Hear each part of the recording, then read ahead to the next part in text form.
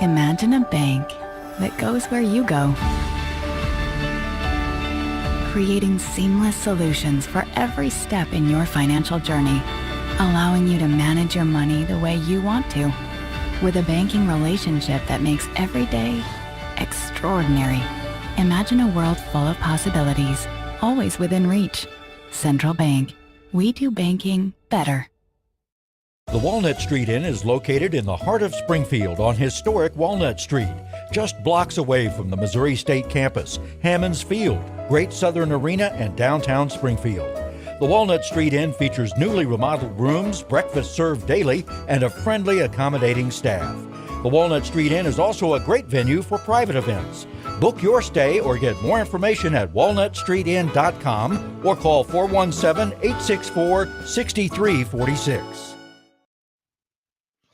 Hey, welcome back to the Missouri Sports Network, MissouriSportsNetwork.com, where everyone has a home field advantage. And as always, brought to you by Liuna, Labor's Local 663, who reminds us, drive safely in those work zones. Those folks want to go home to their families as well. We go 100 miles, right at 100 miles, northwest of the studio here to the eight-man football defending state champion, Archie Whirlwinds, and head coach Drew Smith. Coach Smith, thanks for your time today. Absolutely. Thanks for having me on. Coach, talk a little bit about, obviously we're almost 2 weeks into the fall practices. Tell us how it's gone for the Whirlwinds. Well, we're trying to figure our way through this thing. We got a lot of new people getting into some roles. We had about 5 seniors graduate from last year's team. The good news is that we have the potential to replace those guys with players that are very good and capable of stepping in. It's just about trying to find our niche and what's going to work for us and what our identity is going to be this year with some of those new guys and honestly just kind of learning from the players that we have now and just seeing what works and what doesn't work. So that's our biggest thing right now is just kind of remembering that we're not last year's team. This is a brand new team for us. Even though we do have a lot returning, we have enough new pieces that we got to be able to figure it out and kind of put this jigsaw puzzle together. Coach, what's the summer been like? What do you guys do over the summer? You go to, I don't know if 8-man football has 7-on-7s, but what do you do over the summertime? Well, we do have 7-on-7. It's called 5-on-5. We did go to a 5-on-5 session over in our neighbor Drexel, which is about 10 miles from us. So we went to about 3 sessions there in July. We don't really do anything in June because most of our athletes are dual sport athletes, so they're busy with basketball. But we start kind of picking things up a little bit in July with some 5-on-5, 7-on-7 stuff. And then we went to a team camp in middle of July up to East Atchison, way up by Iowa. We went there for a week, weekend. And then we host a team camp of our own at the very end of July with about 8 or 9 different teams coming. So we don't do a whole lot in June, early July, but then it really starts picking up about mid-July on. We're pretty busy with football activities. And Coach, and again, we're visiting with Drew Smith, the Archie head football coach. And Coach, tell us a little bit just about your background. How long have you been at Archie? Where did you go to high school, college, and how did you end up at Archie? Yeah, absolutely. So this is going to be my 5th year at Archie. I got into education about 8 years ago up at Princeton, Missouri. Followed a buddy of mine up there to get into coaching. We coached up at Princeton for about 4 years, 11-man football up there. My wife is from the Kansas City area, so we wanted to kind of get closer to her family. So we kind of packed up and left. And it was right during the middle of COVID when all this happened and Archie was open. And I applied, got the job, told them I might be a better assistant than head coach because I have never seen an 8-man game in my life. And I know football, but I know there's going to be a little bit of a learning curve. So I wanted to give them a heads up. And they said, well, if you want the job, you got to be the head coach. So I took the job and kind of haven't looked back since. We've been 10-2, 10-2. 11-1 or 12-1, and then 14-0 this last year. So we've been pretty successful since we've been here. So, well, I went to college. Sorry, I forgot to say that. I went to college at Southwest Baptist University up and down in Bolivar. Um, Graduated with an exercise science degree. Didn't do anything with that. Got into teaching instead. So that's a Well, that's little funny bit you of a mentioned. synopsis of me. Funny you mentioned that. I probably am a 9-iron from Southwest Baptist University's football field, where Oh my yeah. house is. So I've been here in Bolivar about 30 years. Um, Coach, you talked about the learning curve a little bit. What was maybe the toughest thing to learn? Two things.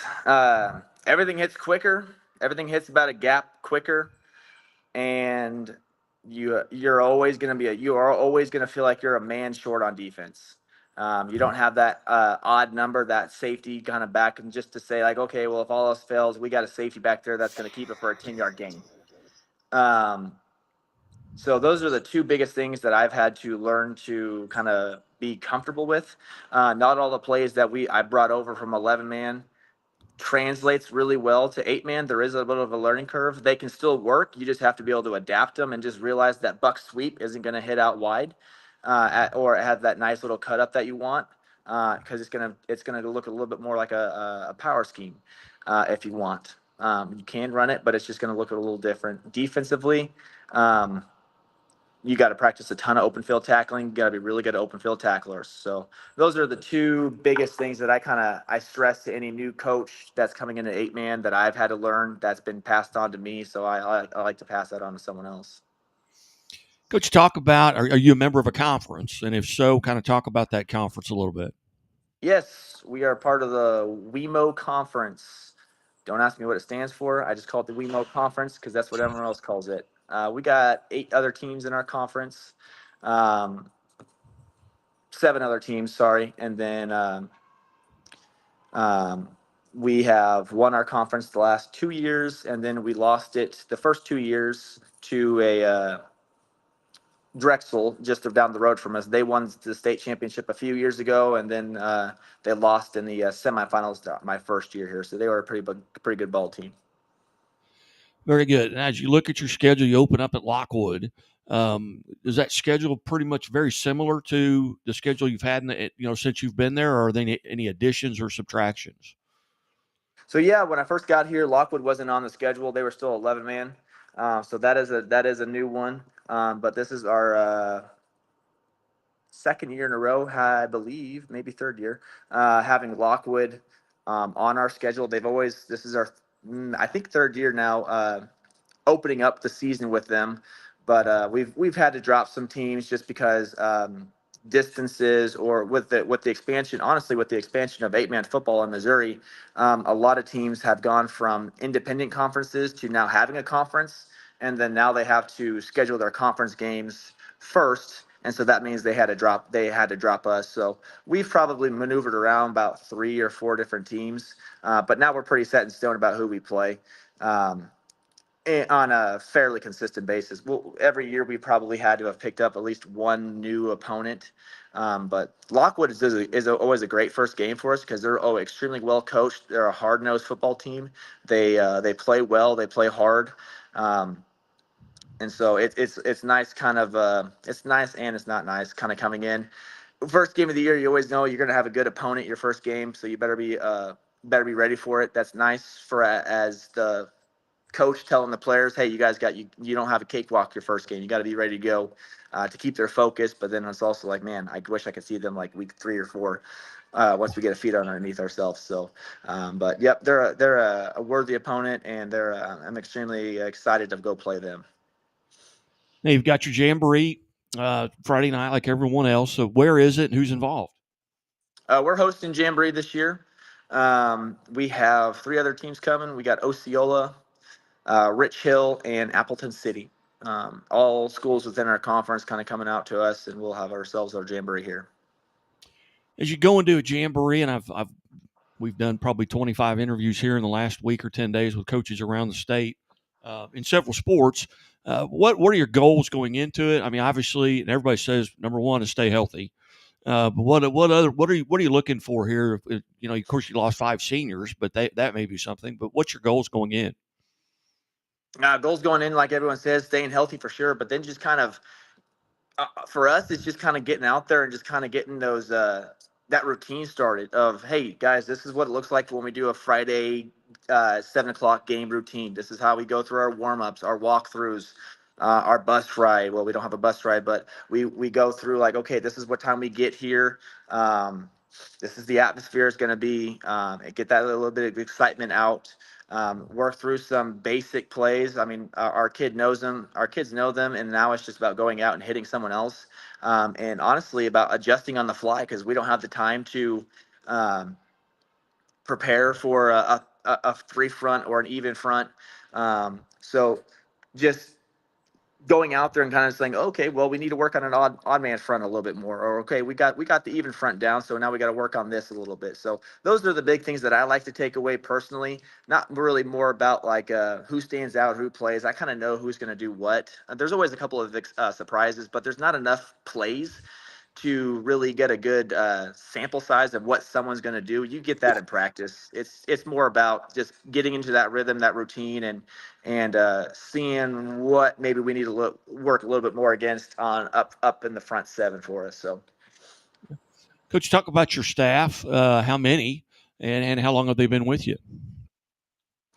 Well, I have two assistant coaches.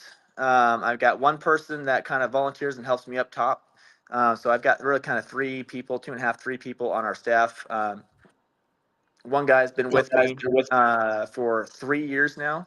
He's a former player of mine, so he's been great. He loves the game of football. He is stepping up into the role of defensive coordinator for us this year, so I'm excited for him to grow. And I'm excited that he's a hometown kid that wants to still stay involved with the football team and kind of be that the culture that we're kind of talking about and building, so he can be around the kids and be that positive role model for them. I got another one. His name's Chad Stroud. He is new to us this year. He moved away a couple of years ago and then came back to the district. He's an extremely intelligent football coach. So he's going to be our offensive and defensive line guy, and I'm extremely blessed to have him. But he's our first year on staff. And then my booth guy, this will be his second year helping us up top in the booth. So not a huge staff. I'd always like to have a couple more guys, but not always the case. Very good. Well, Coach, I appreciate you being generous here with your time on the Missouri Sports Network. If there's anything that we can do, if you've got kids you want to promote or programs or situations, something like that, we would love to be a part of it and help promote that. But I thank you for being part of this show tonight. Absolutely. Thanks for having me, and I appreciate the coverage. I always like to see the athletes in Missouri kind of get their their time on air. So that's always nice to see. You bet. You bet. You're watching the Missouri Sports Network at MissouriSportsNetwork.com, where everyone has a home field advantage. Presented by Doak Propane. Doak Propane in Bolivar, Missouri. See the folks at Doak. Also presented by the Bank of Billings.